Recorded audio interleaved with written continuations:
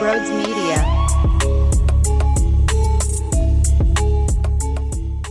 What is going on, everybody? Welcome on in to Sports Talk with Broads. 3-0, undefeated, haven't lost. They don't know how.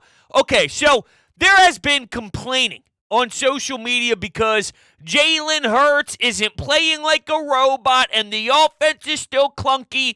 Okay, fine. I don't think it was as bad as Twitter makes it out to be, which, shocker. Social media may be taking it a little extreme. Here's what I do know, though. When you think about your team winning, you always ask the bigger question at mind. Is this good enough to win a championship? What they're doing now, can they complete this every week? Can they play this style nonstop? With what I'm witnessing in the trenches, the answer is abso-fucking-lutely. They dominate on the interior side of the defensive line. And did you see the gaps and the holes that DeAndre Swift had to run? Oh, my God. Oh, my God. That makes zero sense at this level of play that your offensive line opens up that much green for a running back. And no disrespect to Miles Sanders, with the full intention to disrespect Miles Sanders, he got to operate with the very similar O-line, and it didn't look like this. So enough of the Gainwell, Brian Johnson, and Sirianni. Enough with that. He had 14 carries. DeAndre Swift had 16. That is way too close for a monster separation in talent and production. Here's DeAndre Swift's day. 16 carries for 130 yards and 8 yards per carry. Let's keep feeding him, please. Let's keep using him, please. Let him have the football, please. And that's what this offense did today. Got the ball in their playmakers' hands. A.J. Brown with a lot of yards and a lot of yards after the catch. All right, let's get one of your best weapons a chance to do something out there. And he actually could have had 2 touchdowns. He had the drop late in the game. They didn't show a replay. I wanted to see what happened and how bad it was. But A.J. Brown completely missed it. And then before, I believe it might have been one of the push touchdowns. Maybe I have some of my timing off, but regardless, the defender jumped and forced Jalen Hurts to throw the ball a little higher than maybe they would have liked to. But someone as spectacular as A.J. Brown is, he should have came down with it, and he did reach with both of his hands. It hit both of his hands. That's a touchdown pass that A.J. Brown completes 10 out of 10 times. So I don't know where this one falls, but that was ridiculous to see him fail there. A couple of touchdown passes could have been on the board for Jalen Hurts. And what I'm witnessing with the offense is more about miscommunication between him and DeAndre Swift. There's one that goes right into the numbers of a Tampa Bay jersey, directly into the chest. Well, something's off there. How about to the right side of the sideline, him and Dallas Goedert? All right, let's stay towards the sideline. Goedert moves towards the middle of the field, and it goes into no man's land, and no one was even close to it. They're not on the same page fully with some of their concepts and some of their things when playing the game, but ultimately their run game and their offensive line and their defensive line has made up for that. I don't think that that's going to last forever. So eventually they'll work themselves out of that and they'll get more comfortable with what they're doing. And then you'll get what you're receiving now and adding about, 50 times more horsepower. So just wait.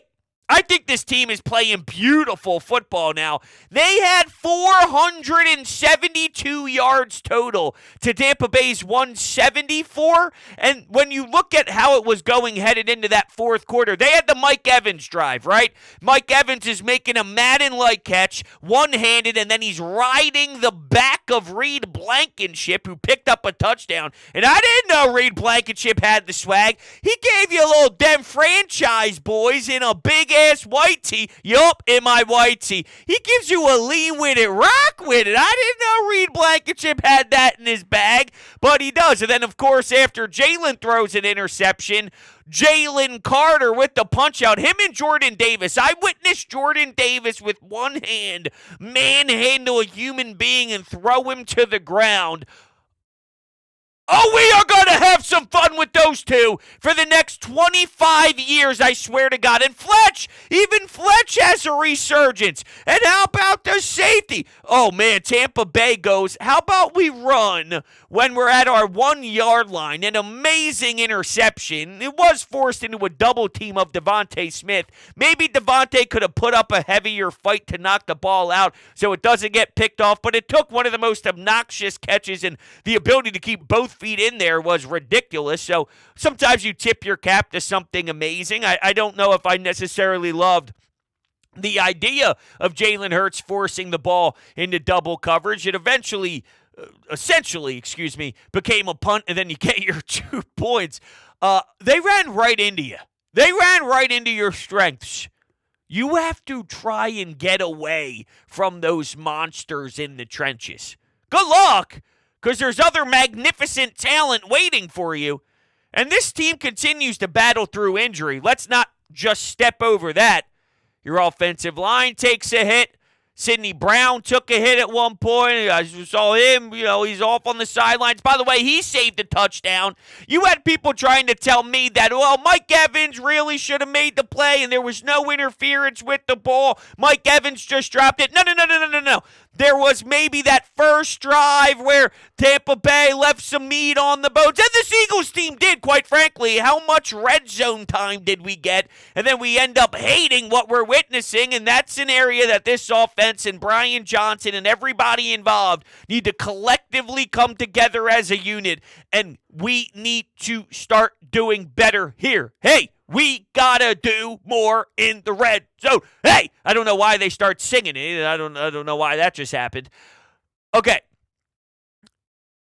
The hits that they're taking with some of the injuries. It's real. Constantly someone in the blue tent. Someone's getting checked out. Edmonds is in the game. Morrow is Evans. You name it.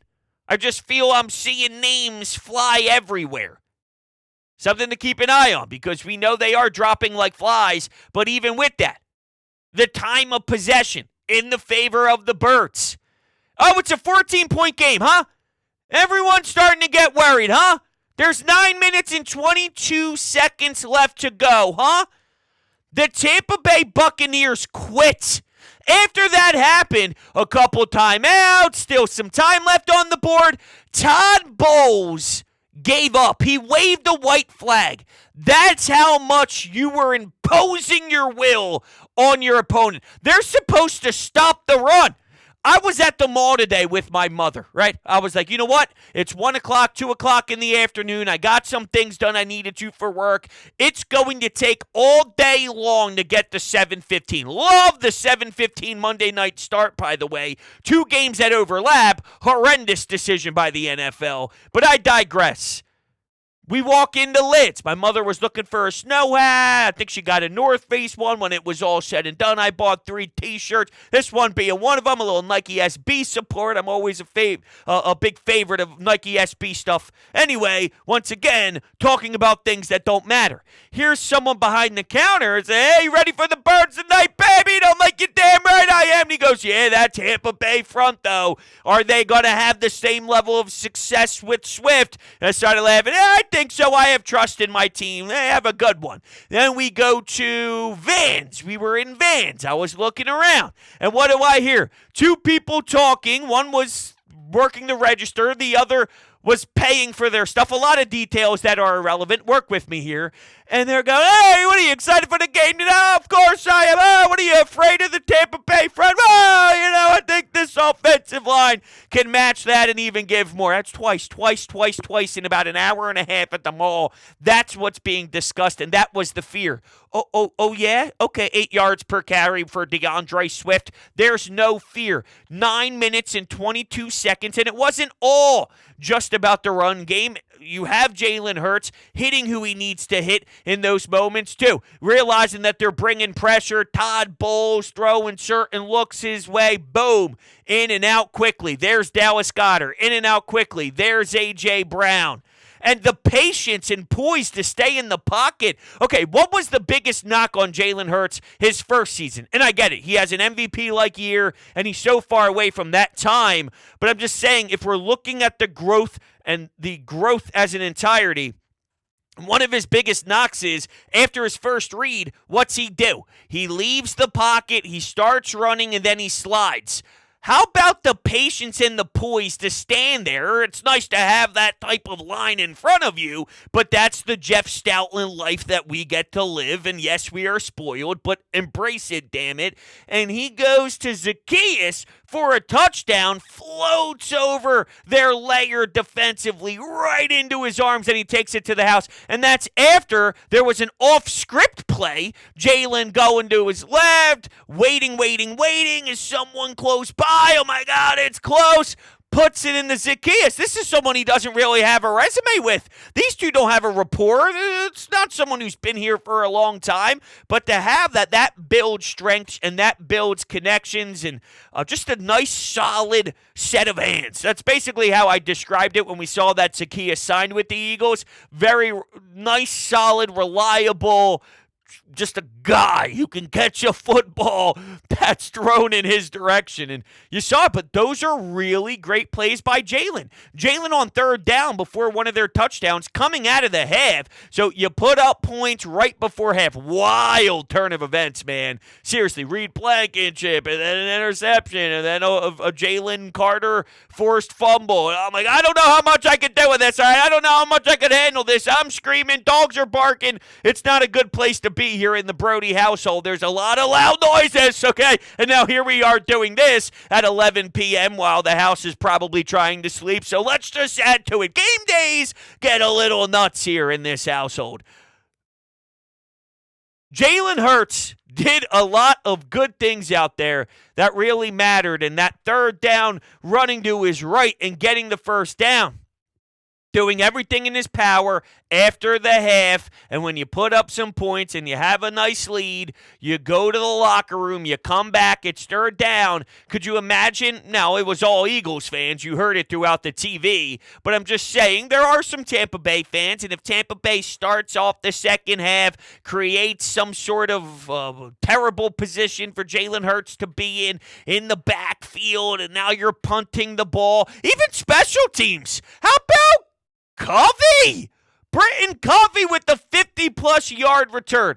That's this team taking strides, taking steps as a whole, and that is so important. We need better returns. It sets this team up.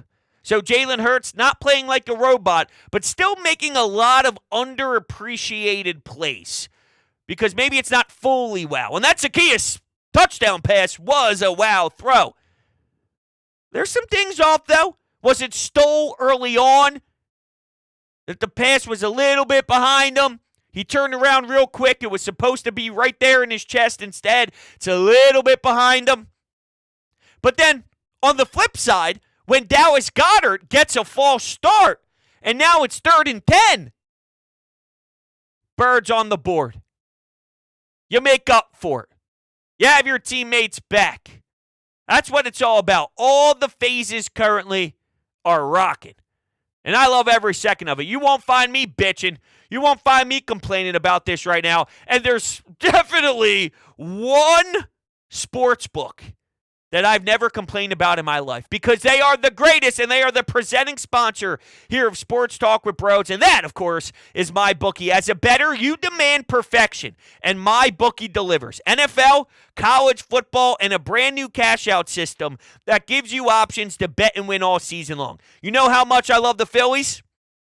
Playoff baseball is one of the greatest betting experiences ever. So you can look at some player props, you can look at the game itself, but I'm telling you, join the MyBookie family for an entire season. You'll get daily odds boosts, same game parlays, and all of the beautiful super contests. This season, MyBookie has a no strings attached cash bonus that lets you deposit and withdraw quickly. If you use promo code BRODES on a deposit of $50 or more, you receive up to $200 in cash instantly to your MyBookie account. So that's promo code BRODES. There is a link down below in the description that will help you get there a lot quicker, but it is a no-brainer to check out MyBookie. It is fantastic, and it will help out support Sports Talk with Broads like you don't know. So I appreciate you all. And yeah, how about this early on in the game? Brian Johnson elects to go for it on 4th and 2 instead of taking the point. So when you get your second field goal,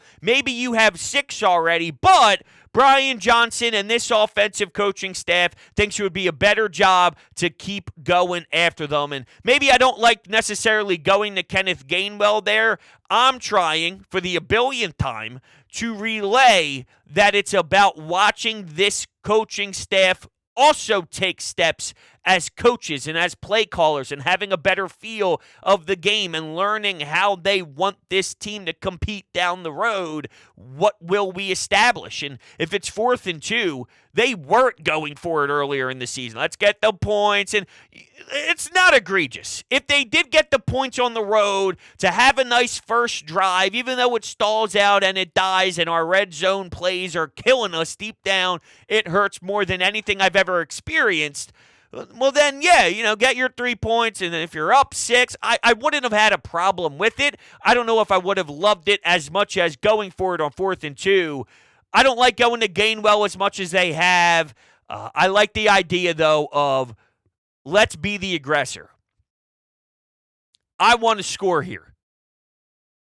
We're not putting our hands up saying we're satisfied. We're not satisfied. The goal to start the game was get the ball back, okay?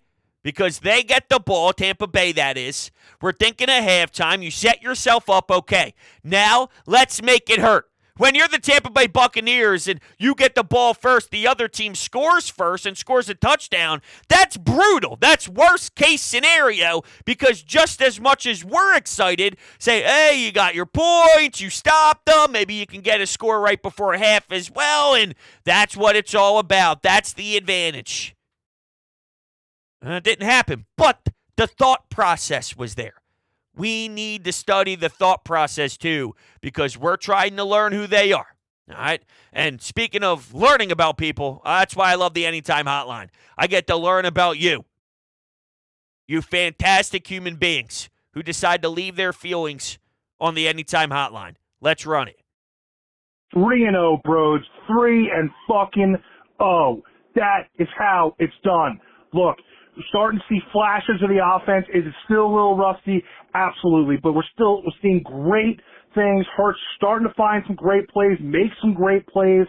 Obviously still some improvement there, but hey, what better place to improve from than 3-0? And this defense, baby, oh my God, that front and that perfectly executed, planned interception at the 1-yard line to go ahead and get that safety. I mean, that's just brilliant game planning. I mean, we've never seen it before, but it's incredible.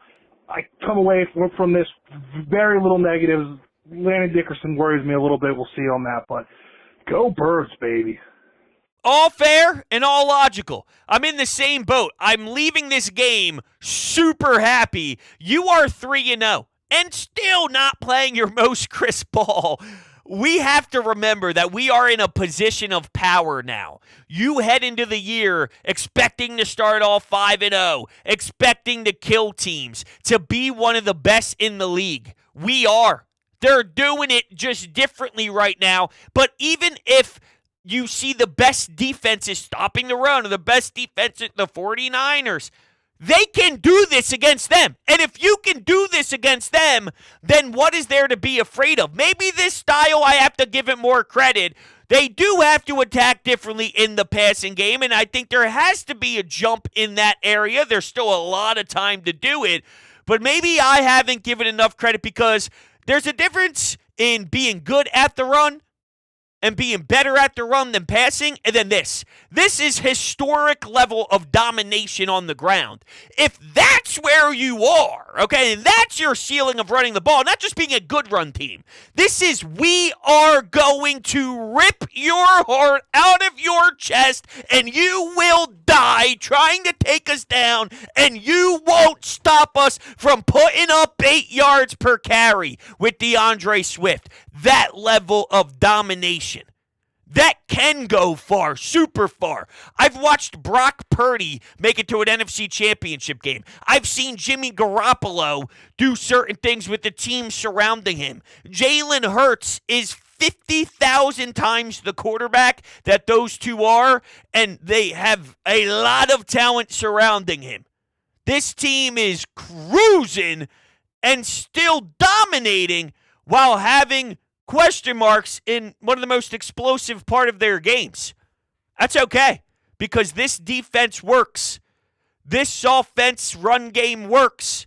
This O-line works. Jalen Carter's a rookie. Jordan Davis is a baby. You wait. We're going to have 2 Aaron Donalds. I could say that about Jordan Davis now, even with sacks, not just run stopping. Force causes trouble everywhere. And Fletch. Fletch looks like he's in his prime to a degree. All right? To a degree. Fletch has been rocking early here. Whew, I hope he could sustain it. He is old. He's been playing a lot. But damn. I never thought we'd ever see one game of Fletch playing this beautiful. Maybe he took it personal. Hargrave leaves. All right, dude. Everyone's talking about the impact that's going to happen without you here. And you do have double-digit sacks. And you are a mean machine. Watch this. Watch what I'm about to do. Fletch getting in the backfield. Moving on his elbows. Doing the point. Ew. I love it. I love this team. Back to the phones. The only Kelsey Swift duo I care about in this league is Jason and DeAndre. That was a great win, especially when the Cowboys lost to Jonathan Gannon and the Cardinals. Few things. It was an impressive win. First win against the Buccaneers, actually, in 10 years, and revenge for the wildcard game. Jalen Hurts, though, looks a little rough. Like, he's clearly just not the same thrower that he was last year. I hope he can get back to it, and I believe he can get back to it. But right now, he's just not making very smart decisions with the ball. The defense balled out. The defense absolutely balled out. Reese Blankenship is him. Jalen Carter is him. And everyone, it was a good win. It got a little rocky towards the end zone, which is kind of what I have a concern about the red zone offense. But overall, I'm going to take this as a victory. Let's go Birds. So common theme on that one was more about where Jalen Hurts is currently. I just have to believe that it didn't escape his body. When you watch Zach Wilson play right now, he never stood a chance. He is so overwhelmed. He can't process the field. That was always him. The New York Jets fans kicked that guy out of town. Now, I'm sure someone's thinking, well, Carson Wentz at some point was MVP and then fall apart. That's a rare story. He's out of the league. He's been on a handful of teams. If you think that's what Jalen Hurts is about to do, then all right, then you sign up for that now, then you can't appreciate him when he is amazing, and he will be amazing very, very shortly. Jalen Hurts, that's not what's about to happen to him. So Jalen Hurts, it's not Zach Wilson.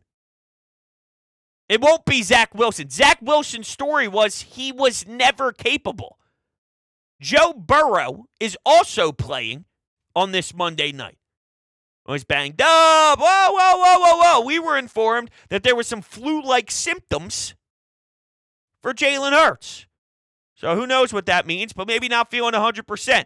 Joe Burrow, and it's the fourth quarter. They only have 16 points on the board, and I'd be lying if I said I paid much attention to the double game, even though the stupid ESPN broadcast is giving me the double box. I can't even pay attention to the game I'm trying to watch. You put in 3/4 of the screen. Like, come on now. I know how to get to the other one if I want to watch it. 25 of 47, 1 interception, 0 touchdowns. It doesn't look good. 26 of 48 now. So one of the throws did not complete. 259 yards. 0 touchdowns and interception. Joe Burrow is amazing. I'm just saying. I think that there's a lot of factors here. Rust, new offense, new play caller. Quez isn't there. Zacchaeus is in there. There's something to be done about that. DeAndre Swift, getting him his carries. You're working in something new. It takes time to figure it all out. While you're doing it, you're looking better than some of the best quarterbacks. Joe Burrow, Pat Mahomes, and that Travis Kelce thing. Yeah, they beat up on the Bears. That happened. But we'll see that from this offense soon. Teams are trying to take away the top. We can't get burned by Devontae. We can't get destroyed with the 60-yard bomb. That's why you see some of these underneath throws, whether it's to Goddard. I don't think they fully got him into the offense. His numbers weren't atrocious today on the box score, but the impact's weird. He saw a screen pass that didn't work. They force-fed that into the offense a few times now. I think they have to adapt with Dallas Goddard. There's a lot going on here, right? There's a lot. And you're winning games in 3-0 and undefeated. The other teams that are undefeated, and this is a positive towards the Eagles, I'm saying, put up 70 points, right? The Dolphins put up 70. They're playing and clicking, scoring a lot of points. That's what it takes around the league to be 3-0. Out of this world-like performances. When you can do it in this fashion, I think there's positive light in that. Back to the phones. Let's fucking go. Come on. Fly, Eagles, fly. Jalen Carter is an all-pro. He's an all-pro this season. He is dominant. Dominant. The interior of the defensive line, it just can't get better. It can't. Oh, it can. The edge rush can be a lot better. The offensive line, dominant. I hope that, what's his name is okay. But, wow, what a game. What a game. Fly, Eagles, fly. Dickinson. Landon Dickerson, excuse me. I'm like, no. That would be not the way to say it. Landon Dickerson, he was the one to get banged up, but he's always kind of been through that, all the major surgeries in Alabama, and I just think constantly he'll be a questionable guy. That's his career. Hopefully he can play a ton of snaps because it was never truly about the talent with him. It was, will he be available? Can he actually tie the cleats and take the field? The skill and the raw natural ability was pretty explosive on tape. It was more about the concerns on, but can I rely? So we'll see. He's shown that he could fight through a ton. I'm sure it's easy when you see how Jason Kelce does it, how Lane Johnson does it, and how everybody else that this Eagles offensive line has ever thrown out there has done it. Well, they do it. I'll follow their lead, and then I'll create one of the most massive gaps for my running back ever in NFL history. I'm just saying that's what it looked like to me. Cam Jurgens, right guard. Excuse me? Yeah, right guard. Huh? All right, right guard. I thought he was a center. He's playing right guard. Oh, what's that? DeAndre Swift goes to the right side. Oh, what's that? There's a monster sea of green grass. What's that? Landon Dickerson, who's a center, is playing right guard. Did it for him. Oh, okay. And to your point of the defensive front, it can get better. It can get better. Jalen Carter is a puppy. He's a puppy. Wait till everything gets advanced. Starts working on his technique even more. Polish it up. It's great. His starting point is fantastic. His ceiling is potentially greatest ever. That's what I truly believe. Takes time for that. It can get better. When him and Jordan Davis, 3-4 years, now the details. Now it's improving those details where it's every rep instead of every other rep, even though it's not every other rep. Double team. Okay. I can eat through those. It'll get better. I promise you. It'll get better. Okay. All right. That's enough out of me. I'm excited for the next few days to keep talking about this because I'm enjoying this ride big time. You won't see anything but a smile on this face in regards to this team. Maybe some other teams around town, you see a blue border one of these days. That's the 76ers. We're talking 76ers. It's probably going to be so shitty. But anyway. Go Birds! 3-0. Sixers aren't taking me down on a night like this. Domination. No one stands a chance. Moral of the story is, nobody stands a chance against this offensive line. Love you guys to death. You're the greatest in the world. We'll be talking very, very soon. Appreciate you.